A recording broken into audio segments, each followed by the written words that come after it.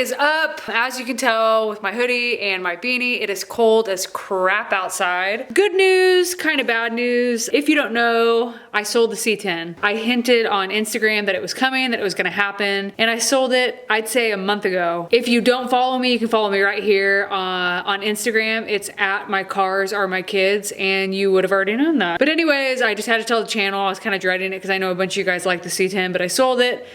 I got kind of bored with it. I was over it and I wanted something else. I made a little bit of money off of it. So what I did was I hunted for something I have been wanting since I got rid of it the first time. I didn't have a channel when I had this vehicle the first time around. But since I got rid of it, like I said, I've always wanted another one. I always planned on getting another one, but it was just never going to be my daily driver. That was never part of the plan. After searching for about 2 or 3 weeks, I found what I wanted, made them an offer, they declined it, and I thought I've got to have this vehicle. So I kind of reevaluated some things, made sure I wasn't shooting myself in the foot, and I made another offer. They accepted it. I went out and looked at it and I drove it home. I'm gonna introduce the new vehicle to the channel. I'm obsessed with it. I've been driving it more than the GTI. In no way, shape, or form will it take the place of the GTI. I like them probably equally, but it is definitely filling a hole in my heart since I got rid of it the first time. So without further ado, here is the new vehicle to the channel, and then I will just kind of go over some specifics after I show you some footage of it. I hope you guys enjoy it. I am so happy I'm back in the family. So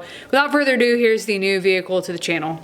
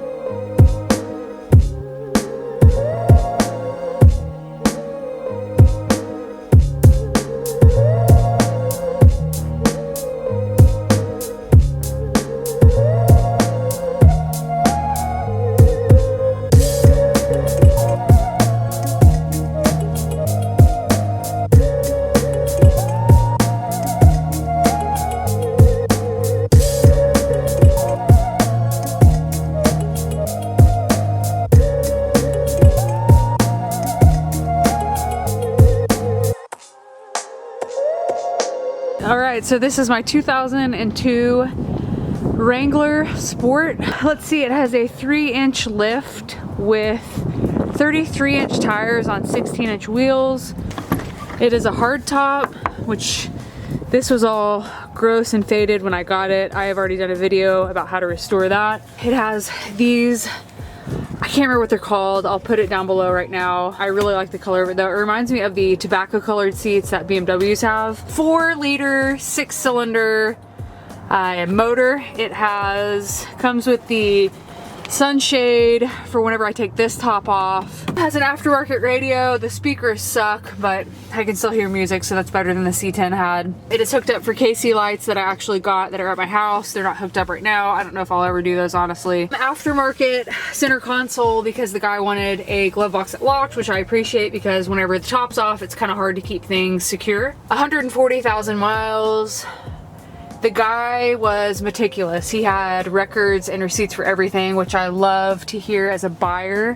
Has these little rocker things on it. I may end up putting some rocker panels like I had on my JKU. I just have to find some. American Outlaw buckshot wheels, which I'm not a huge fan of the center cap, but I actually don't mind the wheels. I like the mix of chrome, or I guess silver rather, and black with the black. I really kind of like that. Aftermarket front bumper with a winch on it. I think this is a 9,500 pound winch. Obviously the tow hooks galore. It has aftermarket headlights that they just put on. What else? Aftermarket back tire swing bumper. I like this a lot. I always got really nervous when I had my 35 on my JKU. I actually took it off and relocated the license plate to right here because I was so paranoid it's gonna fall off. So I'm glad this is on there. Let's see. I have a list that was on the window that the guy gave me.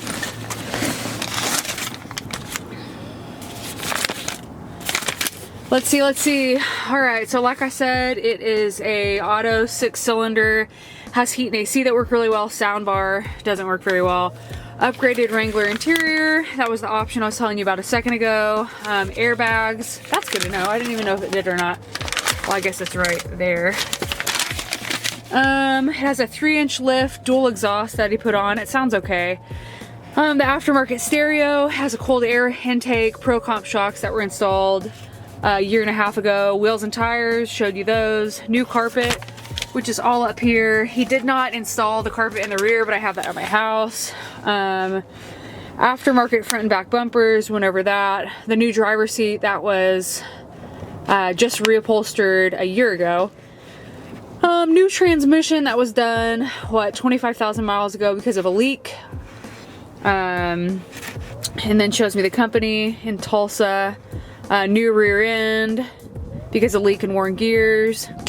The winch, rock guards. He had chrome Nerf bars. I did not take those. I said just keep them. And then the KC lights, like I said, with the windshield mount. Let me show you the cold air intake real quick. Which, like I said, I could not care less that it has a cold air intake. Oh, what am I doing? Forgot! Because it's not like I'm, you know, street racing or trying to go fast in this. This is substantially faster though than my JKU. Let me sit you down real quick.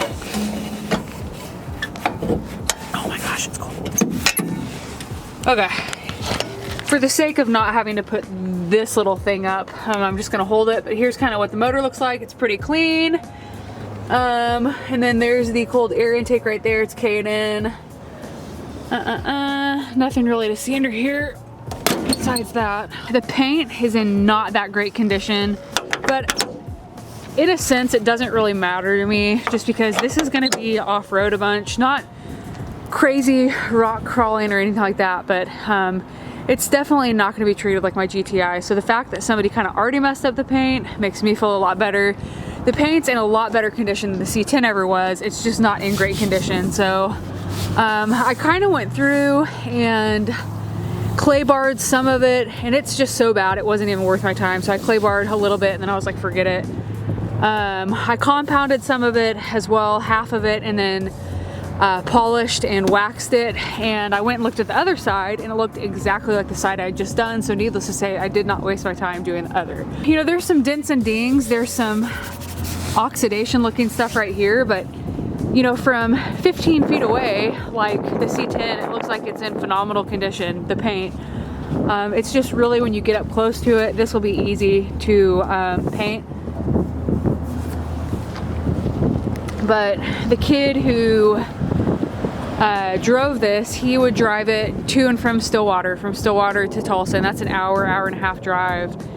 And he put the 140,000 miles on it. So it was a one-owner Jeep. The people before me bought it brand new and then had the kid have it, and he ended up wanting to get rid of it after college, and so that's how I have it. So that's just kind of a little walk around about it. I am so freaking, I'm gonna get in here for a sec. Oh my gosh.